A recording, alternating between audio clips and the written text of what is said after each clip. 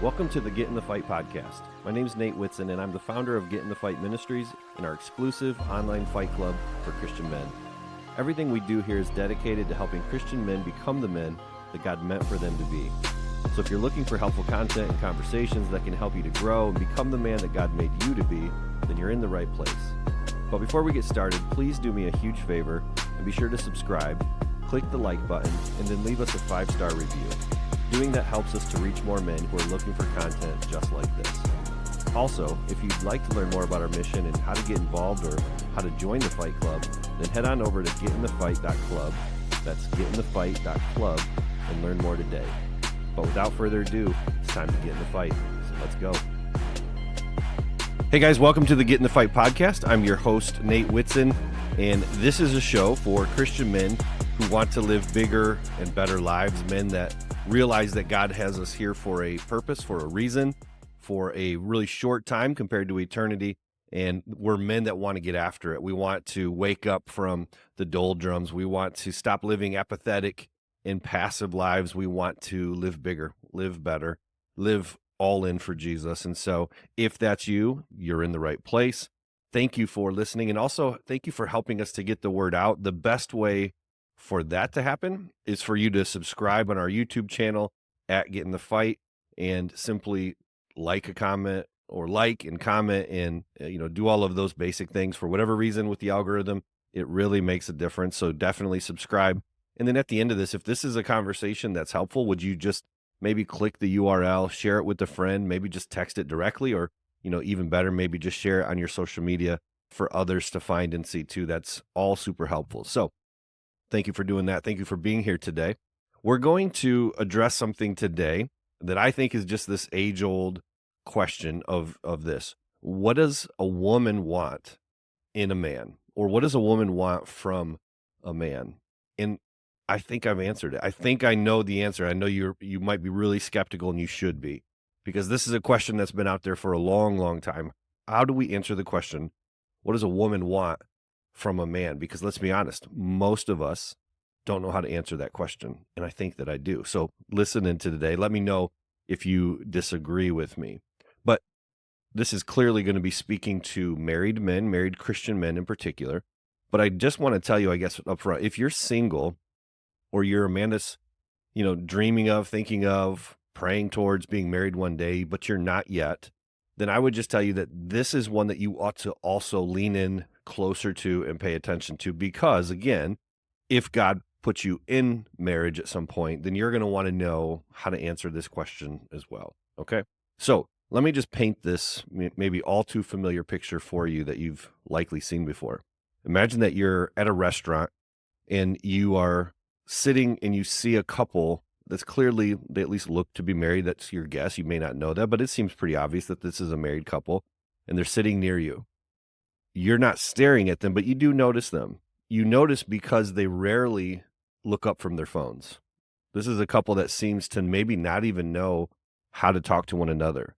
I was sitting at a restaurant the other day with my family, and I see this couple here. There was games on. I think the Tigers were playing, and the guy's sitting there watching it, and she would just kind of every once in a while just kind of glance at him like maybe there was something to say. Like, no, okay, I guess I'll just keep sipping this drink, staring at my phone, whatever. I don't know that he ever looked away from the game. I don't know that he ever just spent any time just talking to his wife and looking at her. And again, that could be totally unfair because I wasn't just staring at them, but this was just something that I noticed. This couple was together, but regardless of what I missed or didn't see completely, I can tell you this, they weren't connected, and they certainly weren't connecting at all. It was kind of like two strangers sat together and had nothing really to say. Maybe you've seen that scene play out too. It's kind of this sad deal. In fact, you see this a lot with young kids who are dating, clearly on a date, and they don't even look up from their phones now. They don't really know what to say. They don't really know how to engage or be connected to one another. It's a sad and yet familiar scene that we're all familiar with now. And let me just kind of lead into this now with that picture in mind with this question. How do couples get to that? Like, how do we end up there? Maybe this is the better question. What is the big problem that men have when it comes to women? And I'll give you the answer. I think this is the answer. This is what I think is the big problem that we have when it comes to women. We don't really know what they want. We don't really know what it is that they're after. This is kind of that big age-old question, right? And think about it. This is kind of wild. Why is it that answering that question of what is it that they want from us, why is that a hard question to answer? And yet it is. I think that most men are married, or at least most men that are married, tend to be eventually living in a marriage where it's more of a partnership than this like thriving, intimate friendship. I don't know if that describes you, but I know that it describes many.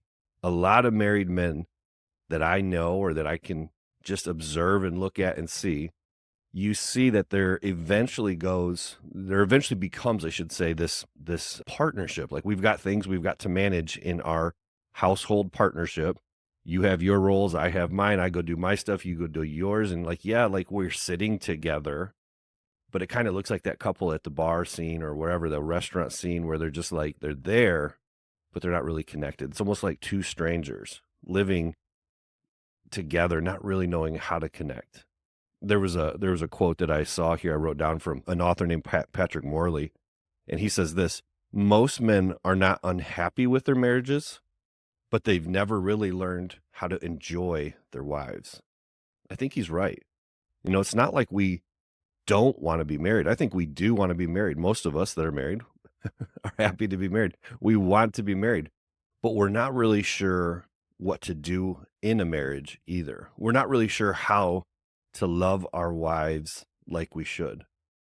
We're not sure what she wants. I think for a lot of us, that's just kind of the thing. We're just thinking like, man, I feel like I know her well, but I don't see it. It doesn't feel like anyways that it's connecting. It doesn't seem like we're able to like solve this puzzle well together. And so many of us men tend to fumble around with marriage, and it's just like we end up being very dissatisfied or disengaged at best. So what I want to do is just present this picture here. And again, I could be off. I'm sure there's things I'm missing here, but I wanted to kind of share what I might guess would be a marriage that we would love to have. And so if you're a woman listening to this, a Christian woman listening to this, I would just tell you, lean into this. This is, again, just my thoughts. This is my podcast, my my ideas, and I'm sure there's a lot more than this. But I want to look for a second at a marriage that we would love to have, and then maybe move into talking about how we might build that, and then answer that question together of what is it that women want, and how can we as men in a Christian marriage give that to them. All right? So here we go, ladies. Men would love to have a marriage, I think, where he feels respected. And by the way, I've done some polling on this and just asking around. And so again, this isn't like this major poll, but I want you to know, like, this isn't just like me thinking this. This is like getting a wide range of responses from men in our community, right? Here's some things. Men would love to have a marriage where he feels respected. That's a big, big deal. Men would love to have a marriage where his wife understood his sexual needs and regularly did things that he wanted and enjoyed the most because she wants to make him happy. He would love to be in a marriage like that. He would love to be in a marriage where he laughs and enjoys being with his wife, and she laughs and enjoys being with him, and they just genuinely love being together. Again, almost kind of the opposite of that picture I was drawing for you earlier of that couple in the restaurant. A man would love a relationship where she expresses appreciation for what he does and what he does to provide for the home and things like that. Expressing appreciation is a big deal for him. He would love a marriage where she understands the pressures that he feels. A guy like feels pressure about providing for his family, and she's somebody who like encourages him with things that he's passionate about. She doesn't, rag on him and like complain about things that he might do for fun or things that he's excited about or dreams that he might have. He has pressures, and just to have somebody understand that who's like partnering with him would be huge. He would love a marriage where, she doesn't nag or disrespect him. It kind of goes with what we just said earlier with respect, but the opposite is true too. Like we hear from guys talking about, man, my wife just kind of like gets on me all the time, almost like a mom does. There's nothing probably worse than feeling like you're married to somebody who's like nagging you like that, like your mom used to when she was at home with you. A man would love a marriage where he feels like she works just as hard as he does. and that they have this shared vision for their family. Now, this is one where, again, fair or unfair, when a guy works his butt off and he comes back and, his wife is just like, the house is undone, the dishes, the things that he might have thought she would be doing, nothing seems to be done. She's just kind of talks about her nap that she took or whatever it is. Again, like I know this is going to get me in huge trouble. I'm not saying that's normal. I'm not saying that's the way it is, but I'm saying from a man's perspective, these are things that guys have said where they go, man, I hope that I'm not the one just killing myself here and that we're not equally working as hard in our respective roles. That's what I'm trying to say. And I know that gets tricky. But this is a marriage that a man would love to have. He also would love to have a marriage where she loves Jesus first and foremost, and he's deeply respected for his leadership in that way. Now, here's the thing.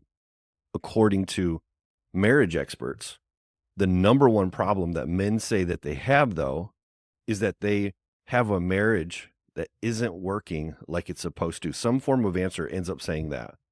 I would like a marriage like the one I just described. I want to be respected. I want a marriage where she understands my sexual needs and responds because she wants to, not because she has to. I want to laugh and enjoy each other. I want appreciation. I want her to understand the pressures, all of these things. We have expectations. She has expectations. And then they have marriage problems. And the answer for it is that they say that it's just not working like it's supposed to. Think about that phrase there. Like it's supposed to. There are these expectations, these supposed tos, that each of us come into a marriage trying to solve and figure out. And when we are just missing it, we end up going like, it's not like I don't want to be married. I do, but I don't know how to solve the problem. I don't know how to answer those questions. I don't know how to fix this together. So this marriage then it's just not working. So here's the thing. How can we love our wives and build better marriages that actually work? This is kind of where we're going with this today.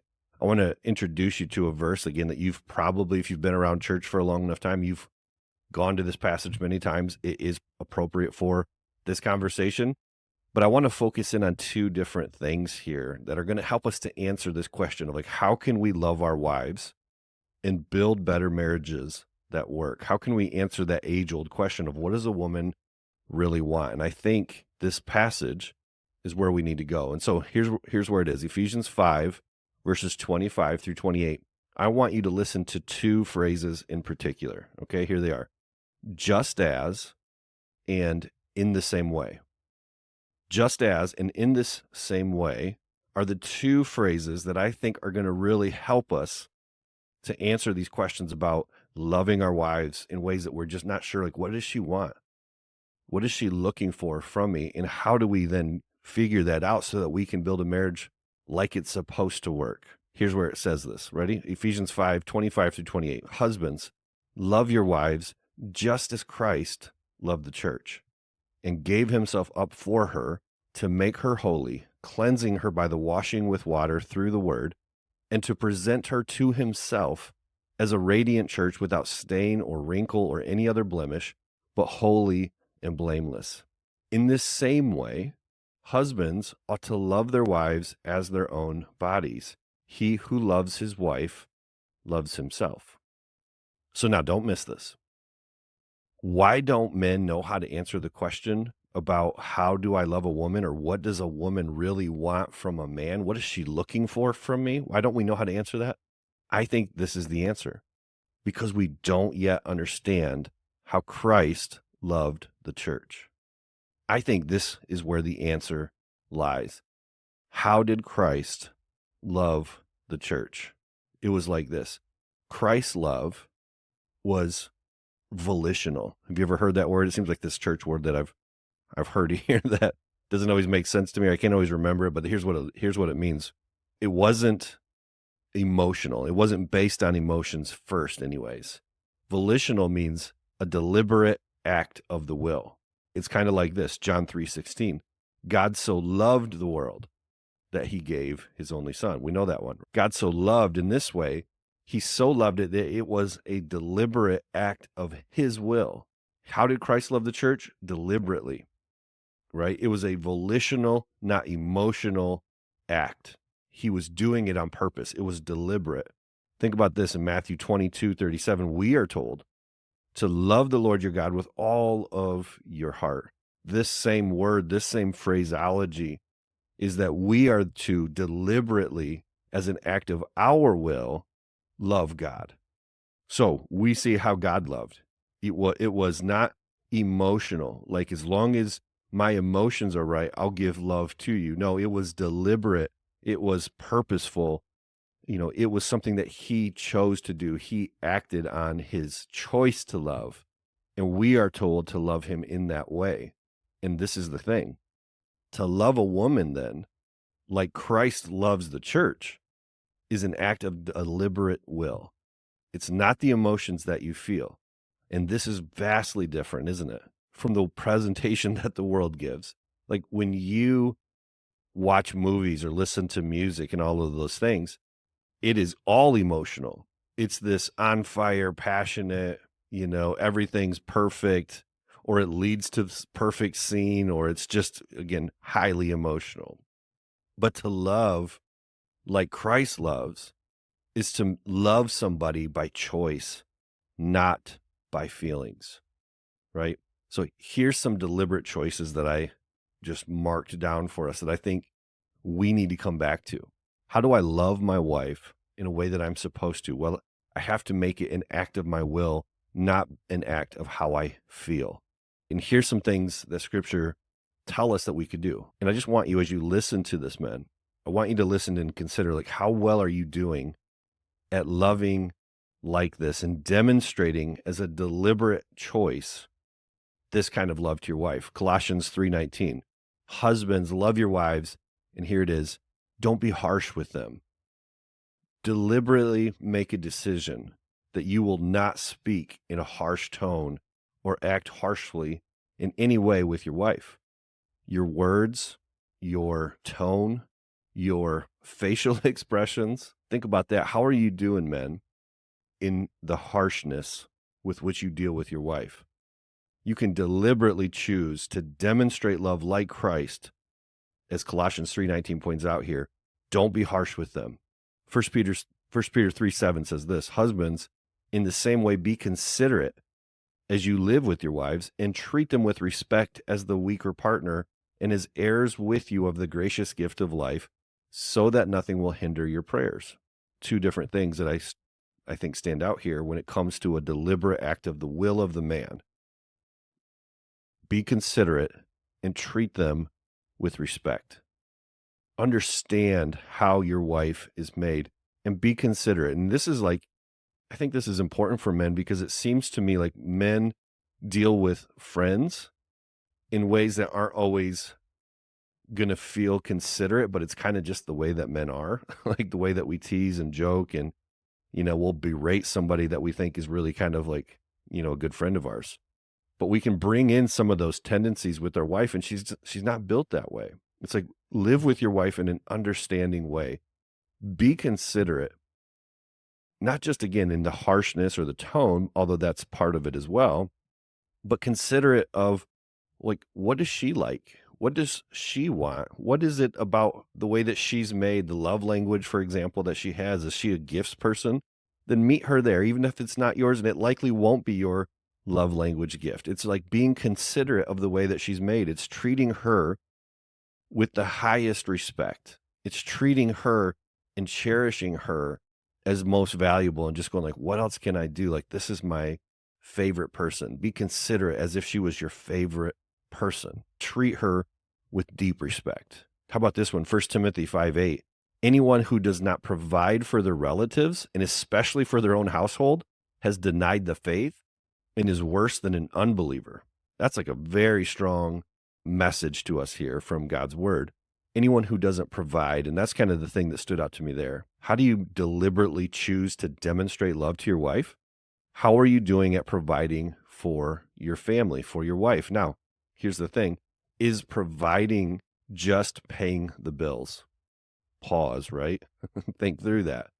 Many times, this is kind of where we've stopped this. And we're like, she knows I love her because I bust my butt. I work really hard. Everything we have is because I am paying the bills and I'm providing for her. Cool. That's one area. And it's important, of course. But do you provide for her emotionally? Are you providing for her spiritually? Are you meeting her where she's at relationally? Like all these kinds of things.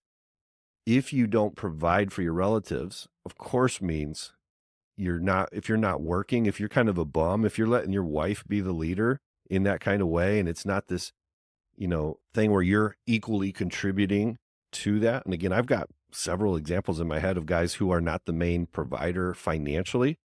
And I don't think there's anything wrong with that necessarily. It's not exactly what I'm saying, but those other relationships that I can think of also provide in ways that match what they need in their home. Their wife isn't looking at him like, man, I wish I had some help here. That's big. That's important.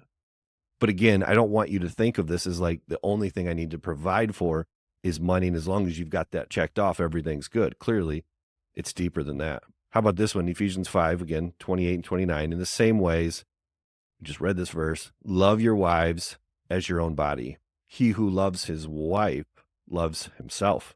After all, nobody ever hated their own body, but they feed and they care for it, just as Christ does the church, right? Just as Christ feeds and cares for the church, right? Love your wives as you love your own body. And guess what? You take care of yourself, don't you? I mean, you feed yourself anyways. You're concerned with making sure that all of your needs are met. What if you deliberately went into your marriage after you've already been in it for 20 years or 10 years or 5 years or 35 years, wherever you're at, and you recommit to loving her as of first importance, loving your wife like you do yourself, caring for her as if she was first in line, not you. That's how Christ loves us, right? And so this is the thing, like, how do we answer this age-old question? How do we provide for our wives in ways that can strengthen our marriage and demonstrate for her, like, all of those deep needs of her life? We can do it deliberately as an act of the will in the same way that we see that Christ loves the church. Do you want to love your wife and give her what she needs at the deepest parts of her heart and the deepest needs of her life? It starts with having a better understanding of Christ's love for the church, okay? To build on that, you've heard this probably before, but I just kind of want to give you these quick things to think about in addition to that.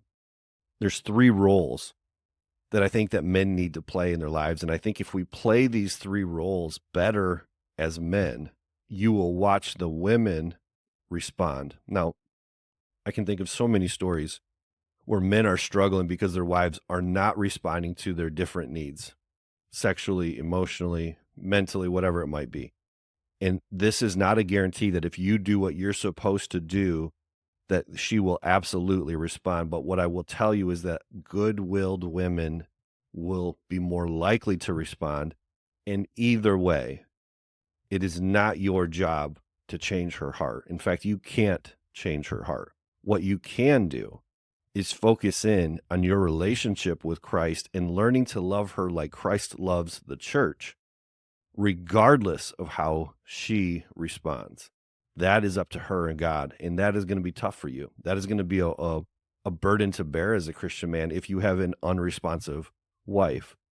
But what would happen if you start to respond to a message like this and actually play the roles that God has for you to play and then let him deal with the rest? I think that's kind of where, my suggestion is that you go with this. Let's focus on making you the man that God meant for you to be and go from there. So here's a quick rundown, like the 3 roles that we men need to play. Number 1 is the role of a prophet. What is a prophet? A prophet was somebody who, basically represented God to the people. God would speak to the prophet. They would go to the people and share God's message with them, right? So men, we are to represent God to our wives and to our families. Well, how do you do that? You give godly wisdom. You point them to Jesus. You train the children in the Lord. You teach them to pray. You teach them to be comfortable to pray out loud. You teach them that we don't skip church. Those are all quick things that you can do. A prophet is somebody who walks with God and leads people to God, points people back to Jesus. Are you doing that? Are you playing that role well? Are you representing God to your people, to your family. That's the role of the prophet that you are meant to play. There's another role called the priest. The role of the priest was somebody who represented people to God and then mediates for them. Here's what that means. It means that we are to spend time in prayer with God on behalf of our wife and our kids. Are you praying regularly for your wife? Do you pray regularly for your kids or for your marriage? Are you setting the spiritual temperature of your home, or does your wife? Are you sacrificing the things that you desire most for the good of her or for the good of them? Or are you really kind of just really about you? Are you a little selfish in this way? Are you representing and bringing your people to God, in front of God? Are you mediating on their behalf? That's the role of the priest, right? So the prophet is representing God to the people, and the priest is bringing the people to God and mediating and praying on their behalf and pleading to God for them. Are you doing that in your marriage? The third thing is the role of a king, right? These are all kind of like old, style things, but they're really important, I think, in using these images and these ideas in helping us today to have better, stronger marriages and knowing how to love a woman better. Are you playing the role of a king in your home? And what is that role? It just means this. Are you taking responsibility for the welfare of your people? That's what a king would do. We are to lead, we are to protect, and we are to provide in all the needs that we have for those who are under our care, right? We are to work hard, but not just financially, like we just talked about. We need to provide spiritually for our home. Did you know, men, that that's your job? It's not your wife's job. It's not your church's job. It's not the school's job. It's not anybody else's job.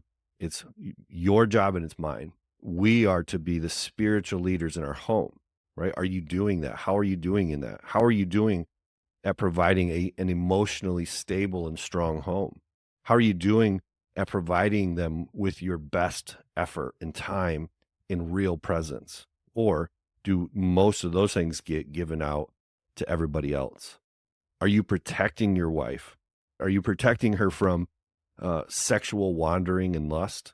Are you protecting your kids from the threats of things that they're not aware of when it comes to social media and, phones and relationships and all these other kinds of things? Are you involved in their lives? Are you leading them? And again, this is about like learning to love your wife, but a wife has needs of watching her home be cared for and protected. And when the dad isn't protecting his kids, his wife feels it. And that's kind of why I'm mentioning so much of this. She is going to feel like what it's like when it's unsafe for her, for the kids, right?